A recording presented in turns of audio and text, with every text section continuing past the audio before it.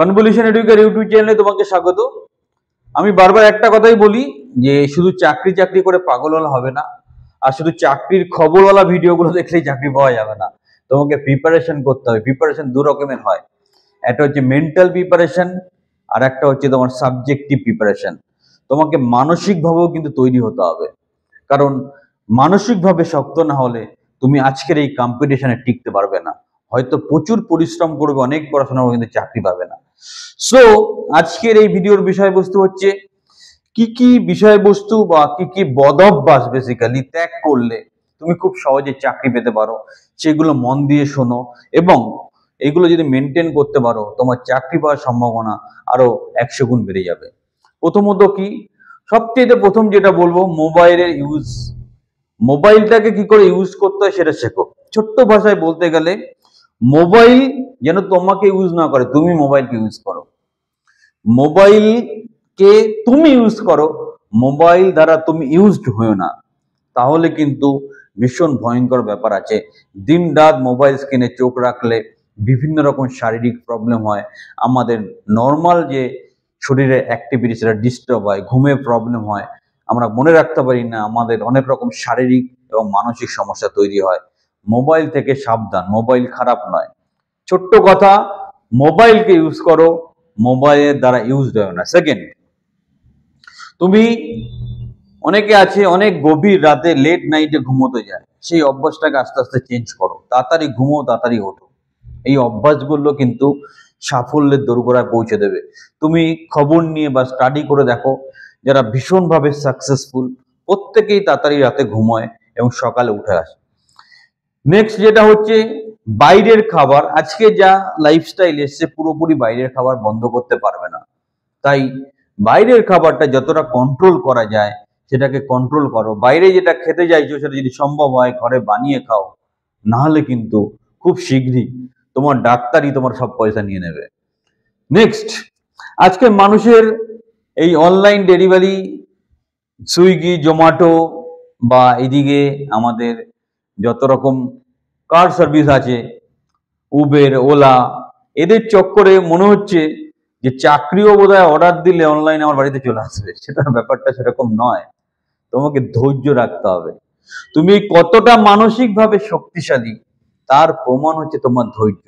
নিজের ধৈর্য বাড়াও, নিজেকে আরো ধৈর্যশীল করে তোলো, সেটা খুব প্রয়োজন চাকরি পাওয়ার জন্য। ধৈর্য যত বাড়াতে পারবে তুমি জীবনে তত মানসিকভাবে শক্ত হতে পারবে, তত সফল হতে পারবে। নিজের ধৈর্য বাড়াও, অধৈর্য হয়েও না।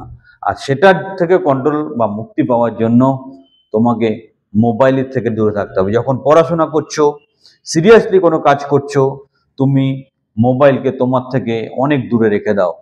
নোটিফিকেশন অফ করে রাখো, এরোপ্লেন মোড করে রাখো, কারণ সেটা তোমার ধৈর্য নষ্ট করছে। সুতরাং অধৈর্য ভাব থেকে বেরিয়ে আসো, ধৈর্য বাড়াও, তাহলেই তুমি সাফল্য পাবে। পরের বদ অভ্যাস, সেটা হচ্ছে অন্যের সাফল্য দেখে নিজে ভেঙে পড়া। তোমার কোনো একটা বন্ধু ভালো চাকরি পেয়েছে, তুমি ফ্রাস্ট্রেটেড হয়ে গেলে, সেটা হবে না। অ্যাপ্রিসিয়েট করো, হ্যান্ডশেক করো, বলো বন্ধু বেস্ট, খুব বেস্ট অফ লাক, খুব ভালো হয়েছে, তুমি আরো এগিয়ে যাও, তোমার সাফল্যতে আমি আমার সাফল্য দেখতে পাচ্ছি। That should be the attitude. তাহলে কিন্তু তোমার মন খারাপ হবে না।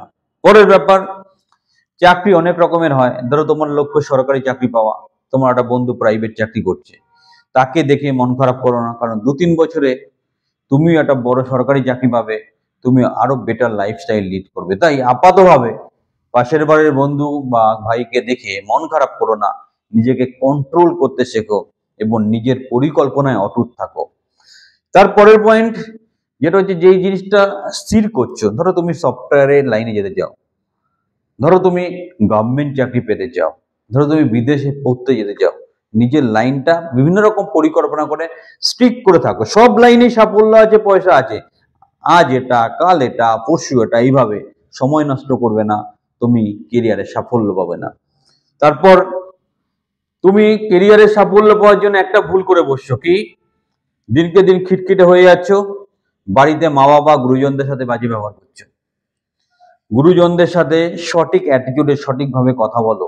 নিজের ব্যর্থতার জন্য বাবা মা, সমাজ, একে ওকে দায়ী করবে না। আজকে অনেক লোক সফল হচ্ছে, তুমি ব্যর্থ তোমার কারণে। তাই আজকে যদি তুমি পরাজিত হও, ব্যর্থ হও, সেই দোষটা নিজের ঘাড়ে নাও এবং সেটাকে শুধরে জীবনের পথে এগিয়ে যাও। নিজের দায়িত্ব নিতে শেখো, মা বাবাকে সম্মান করো, গুরুজনকে সম্মান করো। পরের পয়েন্ট, অনেকের আছে নিউজ নিয়ে খুব ঘাটাঘাটি করার অভ্যাস। এ কি দাদা কি বলেছে, দিদি কি বলেছে, বৌদি কি বলেছে, তাই নিয়ে খুব চিন্তা। এগুলো খবর, কিছু খবর তৈরি করা যায়, এই নিয়ে বেশি মাথা ব্যথা করবে না, দিনদার এইসব নিয়ে ডিসকাশন করবে না, মিডিয়ার চক্করে পড়বে না। মিডিয়া তোমাকে তাদের মতো করে ইউজ করে বেরিয়ে যাবে, তুমি বুঝতে পারবে না। যেটুক দরকার সেটুকুই তুমি ফলো করো, সেইটাকে মেনেই তুমি চলো। নেক্সট, নিজের বদ অভ্যাসের মধ্যে যেটা আছে উল্টো পাল্টা খুন খারাপি, মার দাঙ্গা, যেখানে হিংস্রতা আছে, এই ধরনের মুভি সিনেমা দেখা রেগুলার বেসিসে, এগুলোকে বন্ধ করো। এমন কিছু দেখো যেটার মধ্যে পজিটিভিটি আছে, ভালো কিছু আছে, সেটাকে মেনটেন করো। মানসিক জোর বাড়বে এবং তোমাকে আরো শক্তিশালী করে তুলবে। এবং ফাইনালি যেটা বলবো যে তুমি ব্যর্থ নয়, তুমি আপাতভাবে ব্যর্থ, এই জিনিসটা মাথায় নাও। কোনো একটা পরিস্থিতির জন্য, ভুল ডিসিশনের জন্য তুমি হয়তো আপাতত খারাপ অবস্থায় আছো, এইখান থেকে তোমাকে বেরিয়ে আসতে হবে। তাই ওইখানে পড়ে থাকার মানে ভেঙে পড়ে আছি তো পড়েই থাকবো, সেই অভ্যাস থেকে বেরিয়ে আসো, এই বদ অভ্যাস থেকে বেরিয়ে আসো। ভেঙে পা মুচড়ে উল্টে পড়ে গেছি, কি হয়েছে, আবার উঠে দাঁড়াও, আবার নতুন করে শুরু করো। ছোটবেলায় বাচ্চাদের দেখেছো হাঁটতে গিয়ে কতবার পড়ে যায়, কতবার সে কাঁদে, আবার সে ঘামাগুড়ি দিয়ে উঠে দাঁড়ায়, আবার হাঁটতে শুরু করে, আস্তে আস্তে হাঁটাটা শুরু হয়ে যায়।